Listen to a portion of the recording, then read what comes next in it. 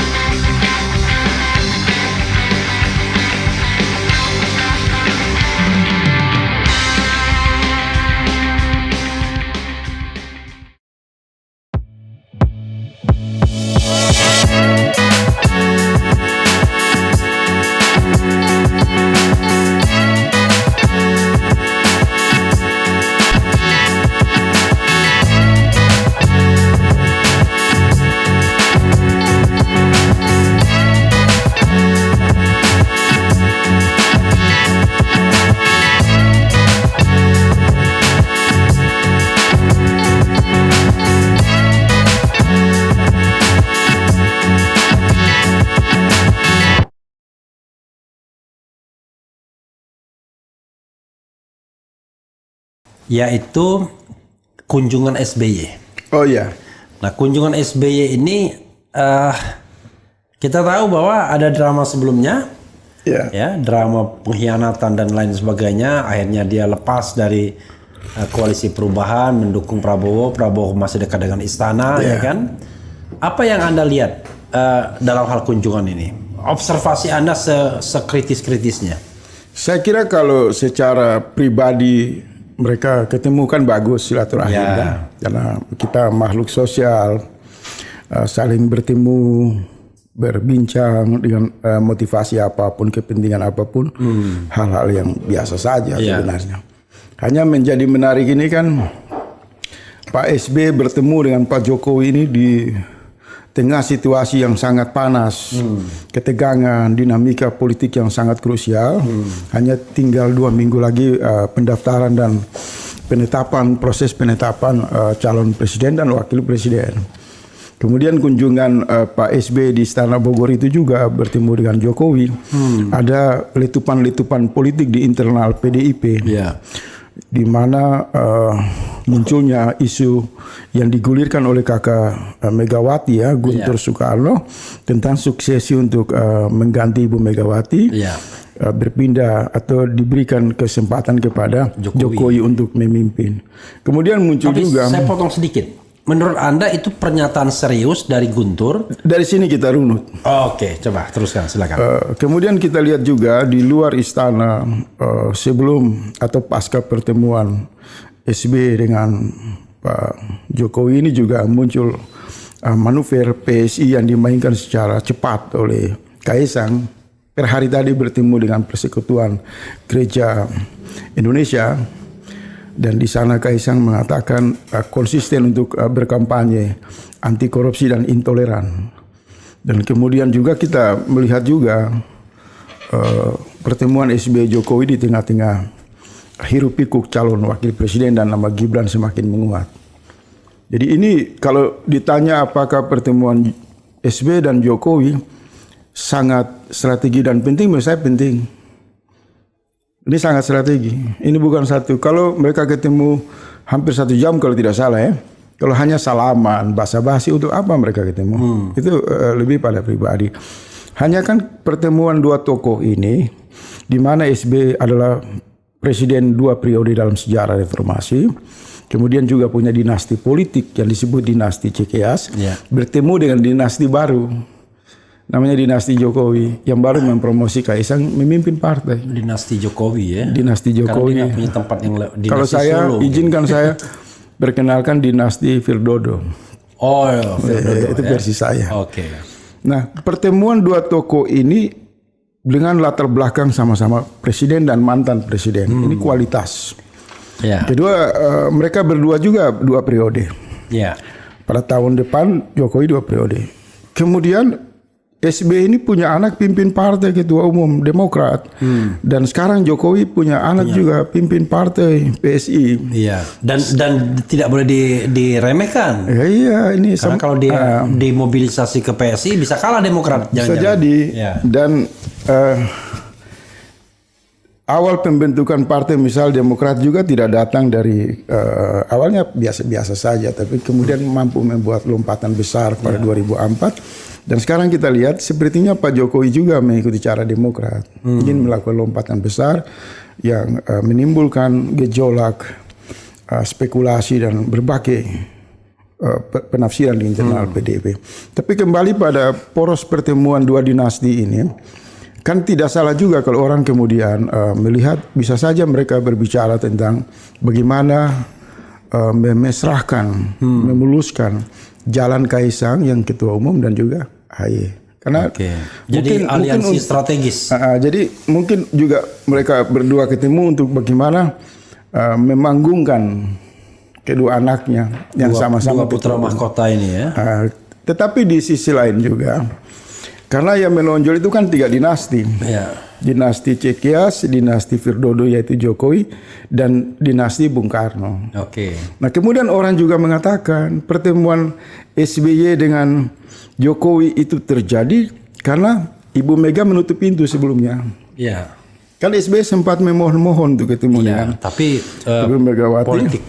Politisi senior bilang harus jawab 5 pertanyaan dulu kan, dikasih syarat gitu. Jadi masalah mungkin baperan apa kecewa, dan kemudian hanya 2 hari atau 3 hari sesudah acara ulang tahun Luhut Binsar Panjaitan, di sana SBY ketemu dan puja-pujilah Pak SBY terhadap Pak Luhut. Kemudian berapa hari kemudian mungkin yang mendorong percepatan pertemuan Pak Jokowi dan Pak SBY ini adalah Luhut Binsar Panjaitan, dugaan. Karena selama ini kan Pak SBY 2015-16 kalau tidak salah, bahkan sering diulang-ulang oleh Pak SBY itu, saya ini ada pihak yang selalu mencegah pertemuan SBY dengan Jokowi. Itu kan sempat ramai dibicarakan. Ternyata setelah ketemu Pak Luhut di acara ulang tahun kemarin itu kan, dari situ dengan cepat istana buka pintu. Maka bertemulah 2 tokoh dinasti ini. Nah, pasti ya mereka berbicara dan berkalkulasi tentang apa-apa saja. Saya khawatir kalau kedatangan SBY itu justru memperkuat psikologi Pak Jokowi. Bahwa sudah tepat Anda mengusung Prabowo, dan saya SBY mungkin ya, sebagai dinasti Cikeas juga akan memberi dukungan kalau Anda dimungkinkan untuk suksesnya mengganti Ibu Megawati. Jadi kalau saya lihat SBY datang itu tentu untuk kepentingan memperkuat akar Demokrat di koalisi Prabowo. Ya tuh. Anak-anaknya juga kan memperkuat hubungan. Nah, sehingga kalau PSI ke Prabowo, mereka akan menjalin kerjasama.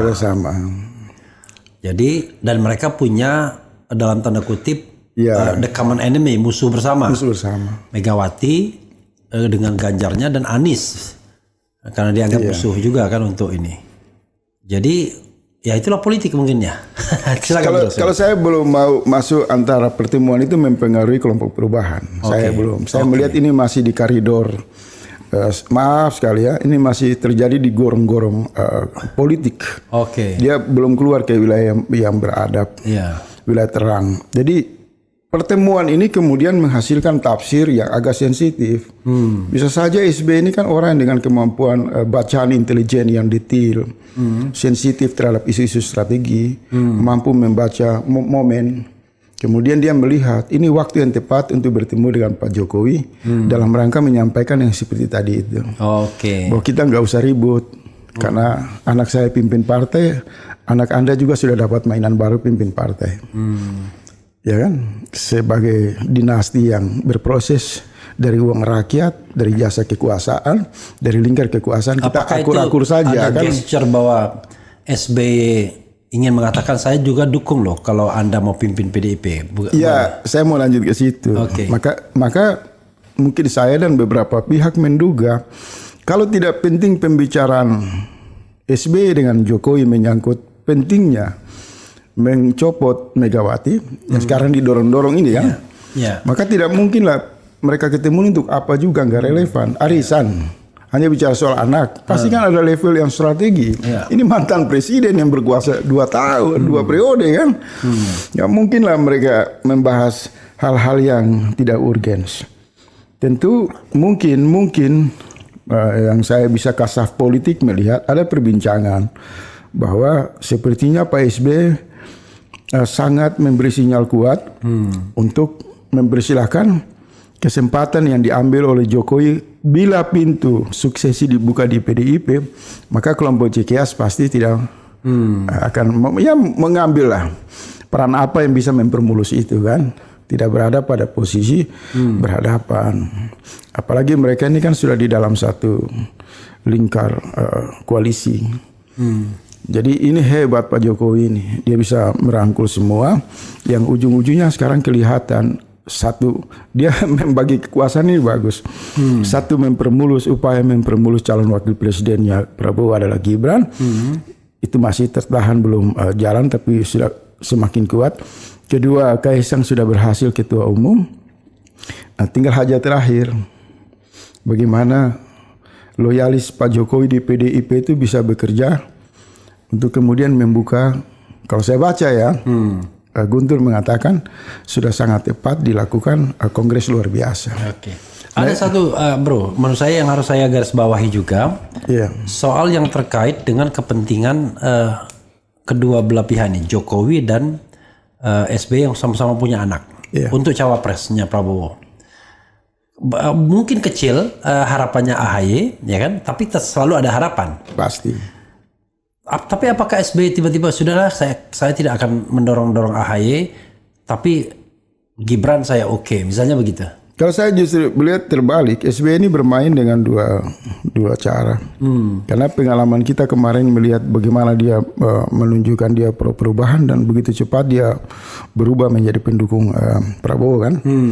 Bisa juga dilihat bahwa dia sengaja menunjukkan kedekatan kepada Jokowi, tapi di waktu yang sama juga dia berharap Megawati. Karena itu ada kekhawatiran dia mendorong isu suksesi, di tengah isu suksesi justru lewat pintu belakang Megawati ajak lagi Pak SBY ketemu. Ngapain di sana?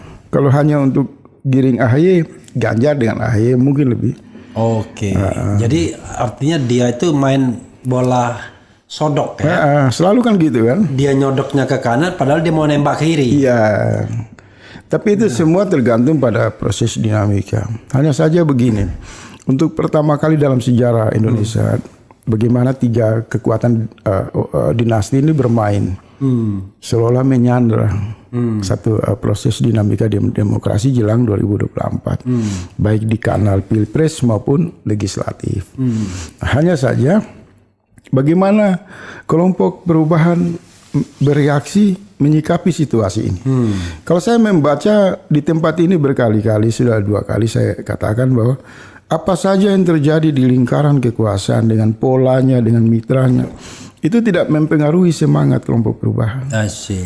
Jadi ini hanya dia berpindah dari selokan ke gorong-gorong, dari gorong-gorong ke selokan, isinya tetap bau busuk, tidak disukai oleh rakyat. Rakyat menghendaki perubahan, satu saluran yang bersih dari dinasti, bersih dari korupsi, bersih dari intrik politik, bersih dari Islamfobia. Maka pilihan rakyat jalur-jalur yang lebih bermartabat, lebih bagus kan. Sehingga dinamika istana ketegangan dengan PDIP tidak mempengaruhi. Justru menambah semangat rakyat mendukung gerakan perubahan. Oke.